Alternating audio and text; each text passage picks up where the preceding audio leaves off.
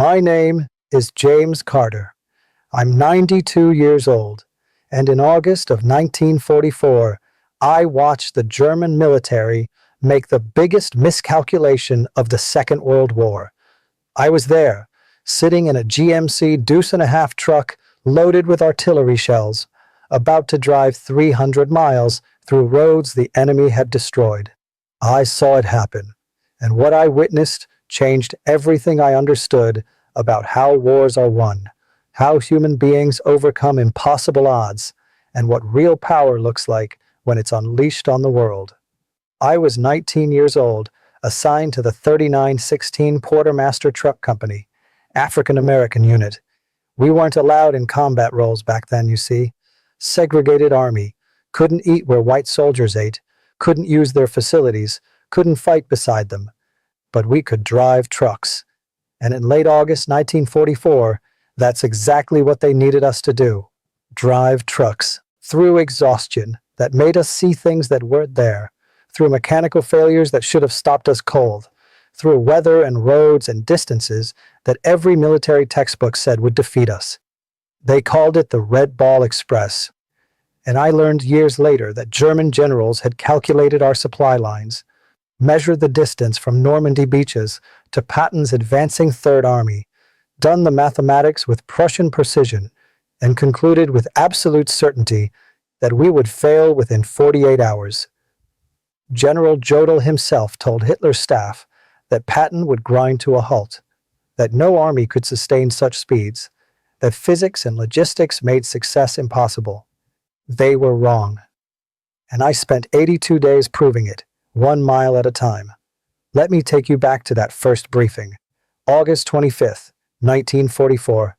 We're assembled in a requisitioned French chateau near Le Mans.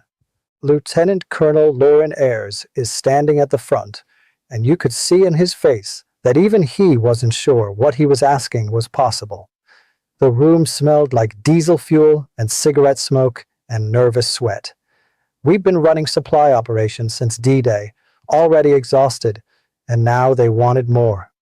"Gentlemen," Ayers said, and his voice had this quality like he was trying to convince himself as much as us.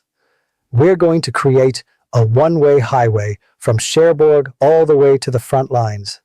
20 hours a day, no stopping except for gas and emergencies. 12,000 tons daily, minimum." The guy next to me, Robert Johnson from Detroit, he whispered low enough that only I could hear, "That's impossible." They know that's impossible, right? Robert had worked at the Ford plant before the war, understood trucks and production and what machines could do. And he knew the math didn't work. I nodded, but didn't say anything, because impossible or not, we were about to try it. And sitting there in that chateau, feeling the weight of what they were asking, I thought about those German generals 400 miles away, thought about how they'd invented Blitzkrieg, revolutionized modern warfare, conquered most of Europe.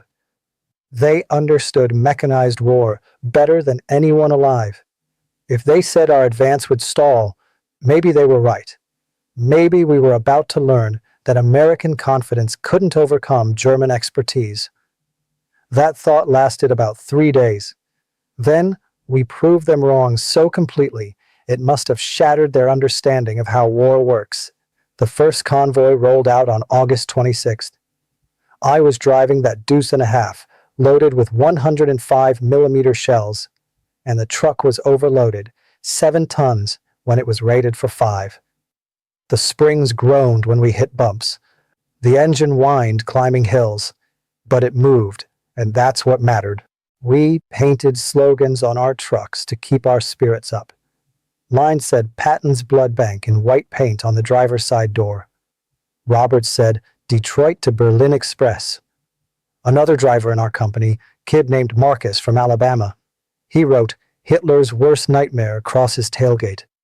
It was gallows humor, but it helped. Here's what the ride was like, and I need you to really understand this because it's important. The roads were cratered from bombing, torn up by tank treads, deliberately destroyed by retreating Germans who knew exactly what they were doing. We drove in convoys spaced 30 seconds apart. If you slowed below 25 miles per hour, MPs would wave you off the route entirely. Your truck became roadkill, pushed into a ditch so the convoy could keep moving. The noise was constant. Engine roar, tire hum, the rattle of your load, the grinding of gears. After the first 8 hours, it became a kind of white noise that filled your skull. After 12 hours, you started hearing rhythms in it, patterns that weren't really there. After 16 hours, the white noise turned into voices. I'm not exaggerating. Exhaustion does things to your mind, makes you vulnerable in ways you don't expect at 19. The smell hit you too. Diesel exhaust, thick and oily, coating your throat. Hot rubber from tires, running too fast for too long. Your own sweat, sour and stale, after 20 hours in the same seat. And underneath it all, if you were carrying certain loads, the smell of gun oil or gasoline, or once blood from medical supplies that had leaked. We operated on Benzedrine, what they called go pills, little white tablets that kept you awake and made your heart hammer like a drum. After 3 days on them, your hands shook so bad you could barely hold the steering wheel steady. Your jaw clenched until your teeth ached. You saw things at the edges of your vision that disappeared when you looked directly at them. I once spent 20 minutes convinced my truck was being followed by a horse-drawn German supply wagon. Turned out to be another deuce-and-a-half with a broken headlight. But for those 20 minutes, I was absolutely certain I was being chased by a ghost from the First World War. That's what exhaustion does. The Germans were watching us. I didn't know it then, but years later I read their intelligence reports. They would observe from concealed positions, count trucks, measure intervals, and send reports back to headquarters. The numbers we were achieving, they didn't believe them at first, thought they were propaganda or calculation errors, but we were real. 6,000 trucks rolling day and night, headlights blazing in defiance of every military doctrine about concealment. We didn't hide. We didn't need to. We had so many trucks that even if they destroyed 100, we'd replace them by next week. I learned after the war that one German lieutenant, officer in the 116th Panzer Division, he watched our convoy from a hilltop outside Chartres for 6 hours straight, counted over 1,000 vehicles, reported back that Americans had achieved something beyond German military science. His report ended with a line that stuck with me when I read it decades later. They don't follow rules we understand. It's not war. It's industrial overflow. That's what we were. Industrial overflow. America taking everything it produced, all those factories running 3 shifts, all that steel and rubber and fuel, and pouring it onto French highways at 35 miles per hour. When our trucks broke down, and they broke down constantly, we didn't repair them carefully like German mechanics would. We had mobile maintenance units every 50 miles. Their rule was simple: 15 minutes to fix it or push it off the road. They'd swap entire engines in 45 minutes using mobile cranes. Cannibalized parts from vehicles that were too far gone. I saw them take 4 broken trucks and turn them into 2 working ones in under an hour, right there on the roadside, while convoys roared past. The efficiency of it, the sheer volume, it must have been incomprehensible to Germans watching from the tree line. They conserved every vehicle, rationed every part. We used and discarded, and we won. Robert and I developed a rhythm after the first week. We'd usually end up near each other in the convoys, not always right together, but close enough. Sometimes at fuel stops, we'd have 5 minutes while they pumped gas, and we'd talk. "You think about what we're doing?" he asked me one night at a depot somewhere between Chartres and Milan. Must have been early September. "What do you mean?" I said. I was so tired I could barely form thoughts. "We're making history," Robert said, "right now. Black men driving trucks faster and farther than any army ever did. Proving every racist wrong with every mile." He was right. I understood it then, but I didn't have the energy to feel the weight of it. That came later. In the moment, I just wanted to sleep. Patton doesn't roll without us, Robert continued. Those white boys in the tanks, they need us to keep moving. We're not support. We're the main effort. That phrase stuck with me. Main effort. We weren't auxiliary or backup. We were essential. The whole advance depended on us not quitting. There was another driver in our company, older guy, named William Price, must have been 35 or 40. Seemed ancient to us teenagers. He'd been a long-haul trucker before the war, knew roads and distances. One night at a maintenance stop, he told us something I never forgot. They give us the trucks, William said, because they think driving is simple, Negro work. But they're wrong about that too. We're proving that logistics is strategy. We're winning this war from behind a steering wheel. William died in October. Truck went off a cliff in a rainstorm. He was right, though, about everything. By the middle of September, I'd been driving for about 16 days straight, rotating through different trucks as they broke down, catching 2 or 3 hours of sleep in the back when we rotated drivers, but never really resting, never letting my body recover. There was a moment, I think it was day 16, but time was blurring by then, when I thought I was done. Couldn't do it anymore. We were somewhere south of Verdun, and I just delivered a load and was heading back empty for the next run. My hands were shaking so badly I couldn't hold the wheel steady. The truck was drifting between lanes. I wasn't seeing straight. Everything had this fuzzy quality, like I was looking through dirty glass. I pulled over onto the shoulder. Just stopped. Sat there with the engine idling, staring at my hands on the wheel, watching them tremble. Thought about getting out and walking away.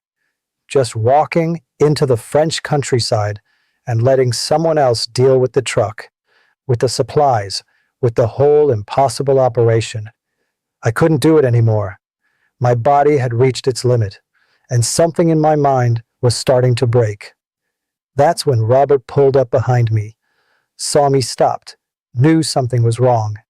He got out of his truck and came to my window. Didn't say anything at first, just stood there looking at me. And I could see he understood exactly what I was feeling, because he was feeling it too. We all were. Finally, he said, "My little brother James is with the 2nd Armored Division. He's out there right now, fighting. Every truck we don't drive, every load we don't deliver, maybe that's the difference that gets him killed." He paused, and I could see tears in his eyes. Not from sadness, from exhaustion and emotion, and the weight of what we were doing. We stop, somebody's son doesn't make it home. Probably mine. So I can't stop, and you can't either. That's all it took. I put the truck in gear and kept driving. Robert saved my life that day, in a way. Saved me from giving up. I never told him that. Never got the chance. 2 weeks later, his truck went off that cliff. Here's what I learned after the war, when historians started putting together the full picture. While we were driving ourselves into the ground, German commanders were struggling to understand what they were seeing. Field Marshal Model received reports that our supply system was operating at levels German logistics couldn't match. One report I read later said we were consuming more gasoline just to move gasoline than entire German panzer divisions received for all purposes. Our fuel dumps were larger than their strategic reserves. We had achieved something they thought impossible. American industrial capacity had overwhelmed German military expertise. The genius wasn't in our tactics or our efficiency.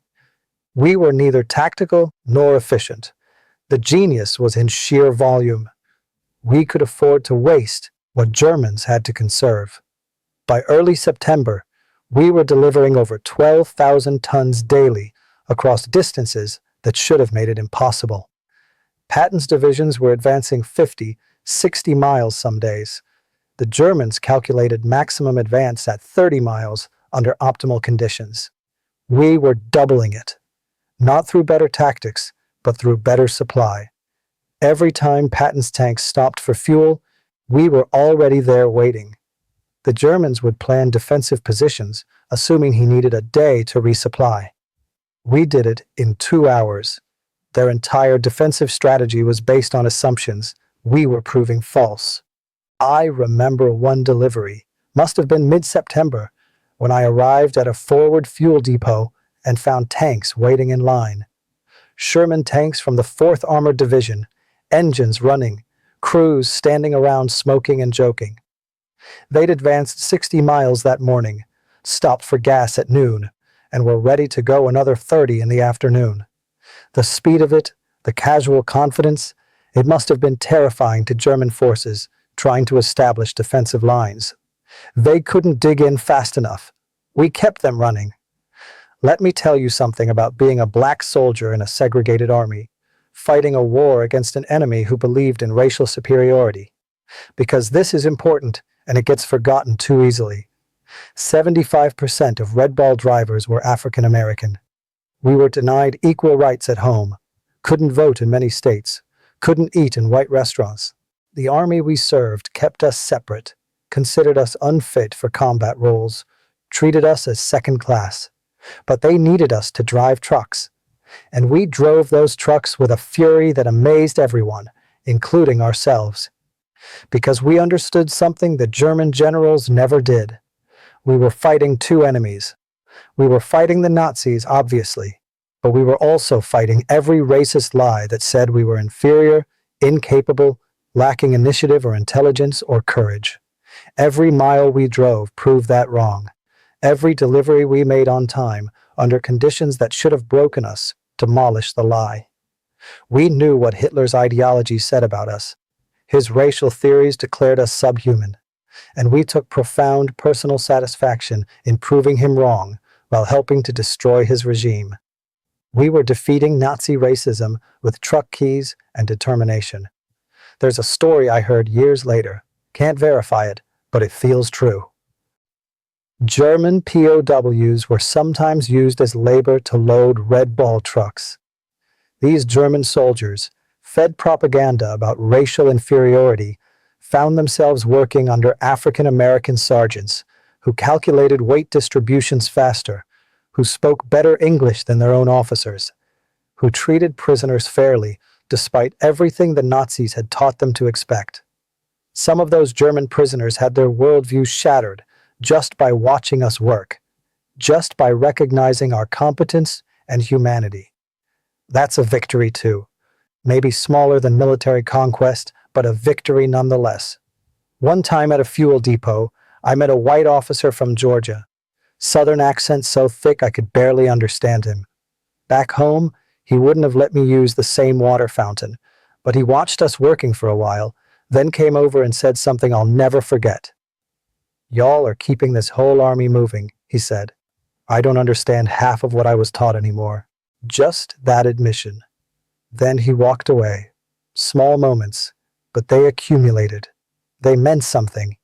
The operation ran for 82 days, August 25th to November 16th, 1944.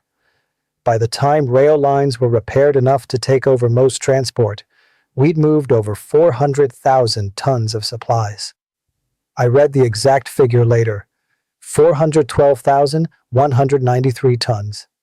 We consumed 57 million gallons of fuel just for our own operations, wore out 180,000 tires, destroyed over 5,000 vehicles, lost 300 drivers to accidents, exhaustion, and occasional enemy action.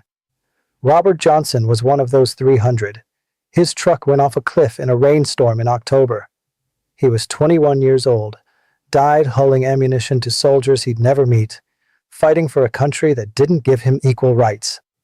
There were 300 like him, 300 drivers who died doing what the experts said couldn't be done.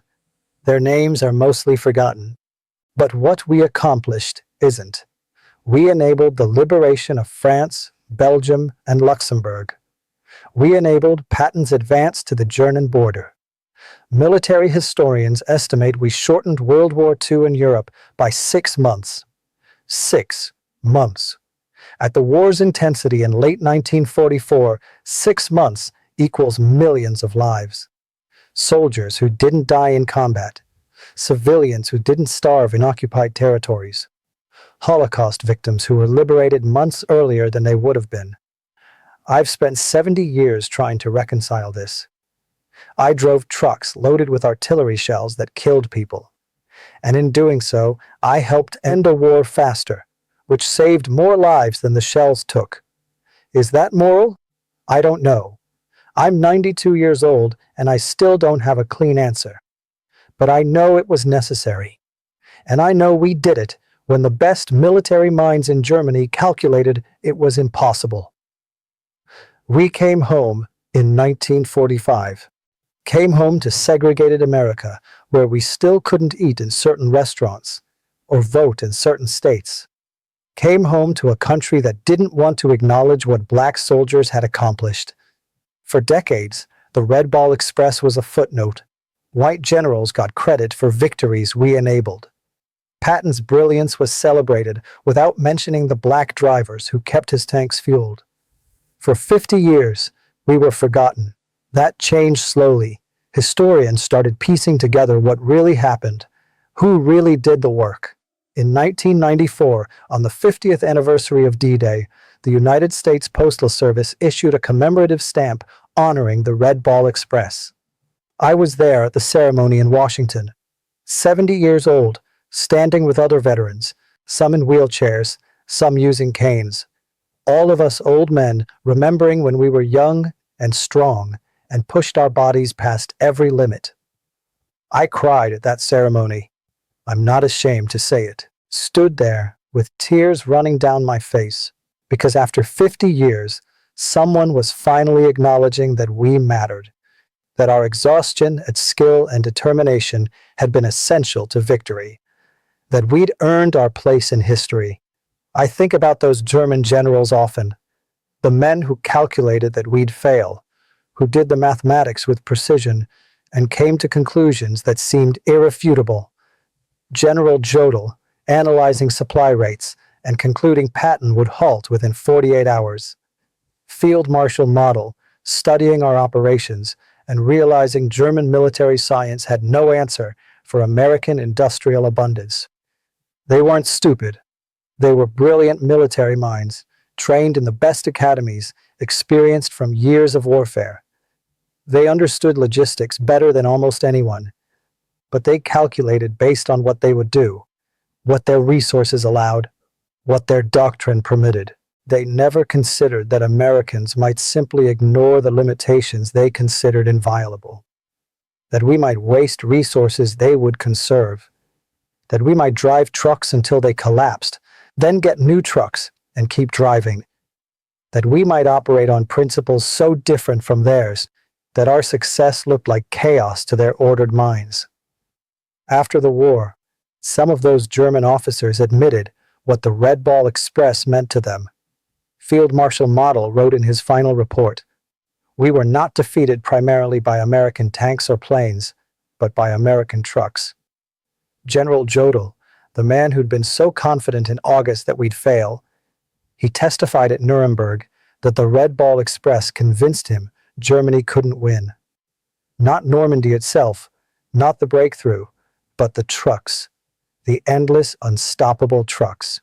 One German lieutenant I met in 1947, he was working reconstruction in Frankfurt. He told me he'd watched our convoy from a hilltop for hours, said he counted vehicles until he lost track, and he knew, standing there watching us roll past with headlights blazing, that Germany had lost the war.